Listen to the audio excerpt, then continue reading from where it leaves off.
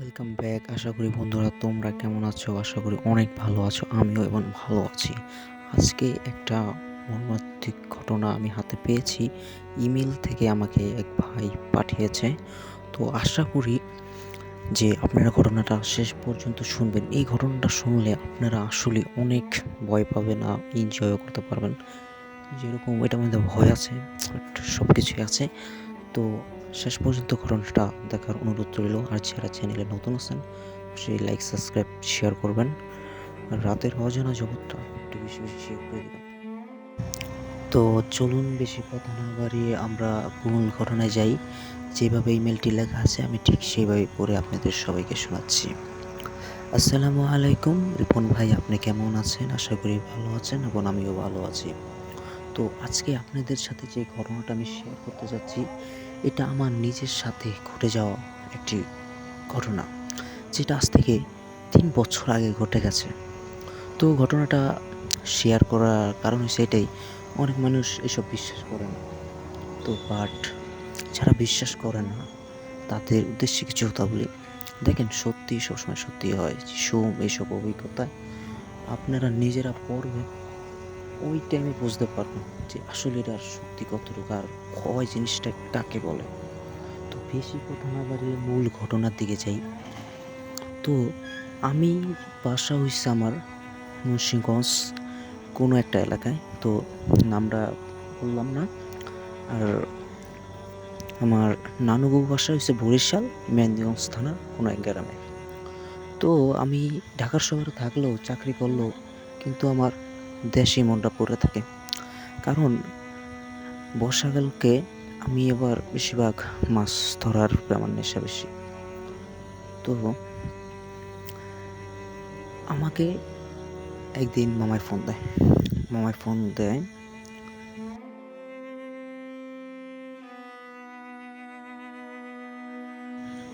তোমার কি অবস্থা? এই তো মামা, আছি কোনো রকম, আল্লাহর রহমতে ভালো। আচ্ছা, দেশে আইবা কবে? ও, দেশে দেশে তো আমি ভাবছিলাম আর কিছুদিন পর ছুটি লয়ে আসবো না। আরে ভাই না, তুমি তাড়াতাড়ি ছুটি নিয়ে আসো। আমাদের এখানে অভিযান দিচ্ছে, এই মাছ বেশি ধরতে পারবো। তুই মামা ভাগ্নে মিললা অনেক মাছ ধরবো, মানে তুমি আসো এলে। তুমি দেখো ছুটি মুটি লয়ে আসা যায় কিনা। আচ্ছা মামা, সত্যি অভিযান দিচ্ছে? আরে হয়। আচ্ছা তাহলে আমি কাল পরশুর মধ্যে লঞ্চে চড়বো, মানে তোমারে জানাবো, হ্যাঁ? আচ্ছা, তো লঞ্চে চড়ো।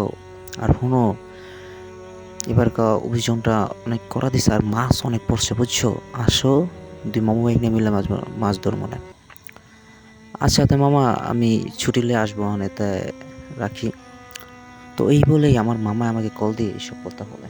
আর অভিযান তো অনেকজনে জানেন যে অভিযান মাছ, মানে বেশি মাছ ভালো পড়লে অভিযান দেয়। তো অভিযানের খেলা আমি আবার দেশে যা থাকি, মাছ ধরি। আবার হয়েছে কি, মাছ ধরে অনেক টাকা ইনকাম করা যায়, যার কারণে অভিযান বললে আমি বেশিরভাগ দেশে যাই বর্ষাকালকার দিনে। তো এইবারও মামায় ফোন দিছে আর আমিও যথাযথভাবে আগের মতনই দেশে আইছি। তো দেশে আওয়ার পরে প্রথম দিন আমরা ভালোই মাছ ধরছি। মাছ ধরা মানে অনেক ভালো ভালো মাছ পেয়েছি, ভালো টাকা ইনকাম করছি। ইনকাম করার পরে তো দ্বিতীয় দিনে মামা আমাকে বলে যে আজকে আমি দিনেও যাব মাছ ধরতে। আমি বললাম না মামা, দিনে যাবো কি লেগা? দিনে গেলে বেশিরভাগ ধরার চান্স বেশি, পুলিশেরা বেশিরভাগ ধরে লাইতে পারবো। রাতেই যাই। মামাই বলে না, তুই যেহেতু যাবি না তুই থাক, সমস্যা কি, তুই রাতে আইস, আমি অন্য কাউকে নিয়ে যাবো আজকে দিনে মাছ ধরতে। তো এই কথা বলে মামা দিনে মাছ ধরতে যায়। তো সন্ধ্যা পেরোয় যায়, এই টাইমে আমাকে ফোন দেয়। ফোন দেওয়ার পরে বলতেছে, দেখ না, আমি বাসায় যাবো না, তুই আমার বাচ্চা লইয়া আয়া পর সন্ধ্যার পরে। তো এখান থেকে তুইও আমাদের সাথে চলবে না, আমাদের সাথে দুইজন লোক আছে। তো এই কথা বলার পরে আমিও মামার কথা মতন মাছ ধরি। মানে আমিও মামার কথা মতন আহ, মামার কথা মতন আমি ভাত লইয়া সন্ধ্যার পরে আমরা হাঁটা দিছি। তো আমাগো নানুগো বাসার কিছুটা বর্ণনা দিই। আমাদের নানুগো বাসা হচ্ছে একটা বাগানের ভিতরে, একটু বাগান মানে হেনে 2-4টা ঘর আর কি, এক লগে, এছাড়া বেশি ঘর নেই। তো একটা খাল পাড় আছে চিকন, সেই খাল পাড়টা দিয়া সামনে গেলে সামনে গেলে আহ, সামনে যাইতে কতক্ষণ 20 থেকে 15 মিনিট লাগে ওই যে সেই নদীর পাড়ে যাইতে। তো আমি 20 থেকে 15 মিনিট লাগে ওই নদীর পাড়ে যেতে। তো আমি মামার ভাত নিয়ে সোজা হাঁটা শুরু করছি। প্রায় 8টা, আর 8টা বাজে দেশগার মানে অনেক গভীর রাত। মনে করেন আমি যে হাঁটতেছিলাম চিকন রাস্তাটা দিয়ে, একদম তুই এক পাশে খাল আর একদম নিরিবিলি, কোনো শব্দ নাই, খালি পোকার ডাক আর অন্য পশু পাখির একটু আওয়াজ, এইটুকুই, এছাড়া আর আমরা কিছু নয়। তো আমি ঢাকা শহরে থাকি, আমার একটু ভয় লাগলেও অতটা ভয় পাই না। আমি মোবাইলে গান বাজাইতে বাজাইতে হাঁটা শুরু করছি। তো যখন আমি ওই 5-4টা দাঁড়াইছি, আমার দ্বারা শরীরটা ভালো ভালো লাগতেছে, মনে হইতেছে কে জানি আমার ফলো করতেছে, মানে দেখতেছে। তো আমি চারপাশে তাকিয়ে দেখি কেউই নেই। আমি অতটা ভয় না পেয়ে হাঁটা শুরু করছি। হঠাৎ করে আমার মাথাটা কেমন জানি ভার হয়ে গেল শরীরটা, আর মাথাটা কেমন জানি ঘুরেতে ঘুরেতে আসতাম। তো আমি ওইখানে মানে মানে মনে করেন চোখ বুঝে আইসে, আমি ওইখানে আমার আর কিছু মনে নেই। তো পরের দিন সকালবেলা আমার ঘুম ভাঙে, তখন আমি দেখি আমার মামা আমার পাশে, আমার নানু আর একটা হুজুর। তো আমি উঠে বলি আমার কি হয়েছে, যে আমি এখানে কেন, আমি তো মামার জন্য ভাত নিয়ে গেছি।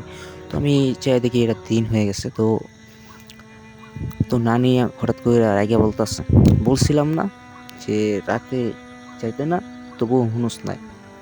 তোর মামায় বলে যে, ও বলে ভাই না, তোমাকে তো ফোন দিয়ে আসার কথা বলছিলাম, তখন তুমি যে সময় আসছো, তোমারে নর্মালি ভাবে আমরা নৌকায় আইসো, তুমি ঠিক মতন নৌকায় উঠছো, কিন্তু তুমি কোনো হাসো, যেরকম হাসি খুশি থাকতে এরম নেই, তুমি যেন কেমন গম্ভীর চুপচাপ নৌকাইটা বইছো। তো আমি ভাত খাই, আমরা নদীতে যাই, যাওয়ার পরে একটা মানে জাল ফালাই, জাল ফেলার পরে কিছু মাছ আর কি। তখন আমি তোমাকে বলি মাছটি জাল শুদ্ধ উড়াইতে, তুমি মাছ উড়াইতে নিয়া তুমি খাওয়ান শুরু করছো কাঁচা মাছগুলা তুমি খাইতেছো। এটা দেখে আমরা আসলে অবাক হয়ে গেছি। তখন তোমাকে অনেকবার ধরার চেষ্টা করছি, এর মধ্যে তোমার চোখ দুইটা লাল হয়ে গেছে আর বিকট আওয়াজ করতেছো তুমি। এই জিনিসটা দেখে আমরা অনেক ডরাই গেছি। তো এরকম আওয়াজ করতেছো আর মাছ খাইতেছো, তারপর আমরা অনেক ধরাধরি চেষ্টা করলাম। তুমি একটা কথাই বলছিলে যে মাছ খামু, তুই আমার ছাড়, আমি মাছ খাবো। এই কথা বলার কিছুক্ষণ পরে তুমি বিকটভাবে একটা হাসি দিলা, আর হাসির পরে বললা, কিরে বাঁচতে চাইলে আজকে রাত আমাকে মাছ ধরে খাওয়া, যদি আমি মাছ না খাইতে পারি তাহলে আমি তোদেরকে মেরে খাবো, আমাকে মাছ খাওয়াতে হবে। তখন আমরা তিনজনে ডরে গেলাম। রাজু আর রনি বলল, ভাই কি মুসিবতে আটকাইলাম। তখন ওইটাই বলে যে তুই যদি আমার মাছ না খাওয়াস তাহলে আমি তোদেরকে মাইরা ফেলাম। তখন আমি হারা রাত মাছ খাওয়াই। তো ফজরে যে সময় আজানটা দেয় ওই টাইমে তুমি অজ্ঞান হয়ে গেছো, আর ওই টাইমে তোমাদের সকাল হলে আমি নিয়ে আসি, এই পর্যন্তই। তারপরে মামা এই কথা বলে থামে, আমি তো কিছুই বুঝলাম না আসলে ঘটনাটা কি, আমি মানে অবাক হয়ে গেছি। তারপরে হুজুর বলতেছে, আসলে তুমি যে রাস্তাটা দিয়ে গেছো ওই বাচ্চাটা তো আসলে ভালো না, তুমি একা রাতে গেছো, তুমি শহরের মানুষ, তোমার তো এসব নিয়ে এতটা নাই। তো তোমারে ওই বাচ্চারা থেকে কোনো পিচাস তোমারে নজর দিচ্ছে। তখন হুজুর বলে যে এর উপর আসর করছে, তাই তুমি একে বড় এক হুজুরের দ্বারা নিয়ে চলো। তো আমাকে ওই এলাকায় একটা নাম করা একটা কবিরাজ বলতে কি হুজুরই সে এসব চিকিৎসা করে। তাই আমারে ওই জায়গায় মামায় লয়ে গেছে, নেওয়ার পরে হুজুরে প্রথম আমারে মানে কোরআন তেলাওয়াত মানে পড়ে ফু দেওয়ার পরে আমার ওই টাইমে আমি অজ্ঞান হয়েছি। তারপরে আমি মামার দাঁতে শুনতে পাই যে মামায় তারপরে বলতেছে, না তোমার যে সময় লেগে গেছে, তুমি যে সময় অজ্ঞান হয়ে গেছো ওই টাইমে তোমার ভিতরে তুমি মানে মাথার উৎসাহে তাকাইয়া বলতেছো যে কিরে তুই আমার ডাকছিস কেন, তুই আমার কিছু করতে পারবি না, বিকটভাবে আসতেছ। হুজুর বলে, দেখ মানুষ সৃষ্টির সেরা, তোরা জিন, তোদেরকে আল্লাহ হয়তো ক্ষমতা দিচ্ছে, কিন্তু একটা কথা ভুলে যাস না, আমাদের বেশি ক্ষমতা আছে, আমাদের দ্বারা আল্লাহর কোরআন শরীফ আছে, এখানে এরকম কিছু শাস্তি তোদের জন্য আছে যেটা তুই শুনলে বা তোর উপর প্রয়োগ করলে তোর অস্তিত্বই মুছে দিতে পারে। এই বলে জিনের আর হুজুরের মধ্যে অনেক তর্কাতর্কি হয়। এক পর্যায়ে জিনটা যাওয়ার জন্য রাজি হয়।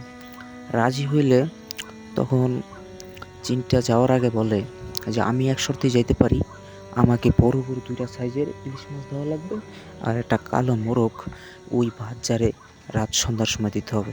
হুজুর বলে আচ্ছা তোকে তুই যেটা যাবি এটাই আমি তোকে দেবো, কিন্তু তোর এই শরীর ছেড়ে যাইতে হবে। বলে আচ্ছা। তখন বলে তুই শরীর ছেড়ে যাবি বুঝুম কেমনে? কয় আমি যাওয়ার আগে আমি নগনে একটা আম গাছ আছে, আম গাছের একটা ঢাল ভাঙ্গা দিমু, আর যদি আমার শর্ত পূরণ না করা হয় আমি আবার আসবো।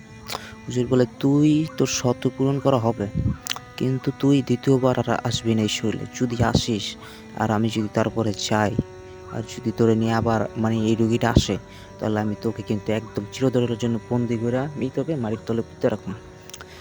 এই কথা বলার পরে জিনটা রাজি হয়েছে, জিনটা তারপরে গেছে গা। তারপরে জিনটা যাওয়ার পরে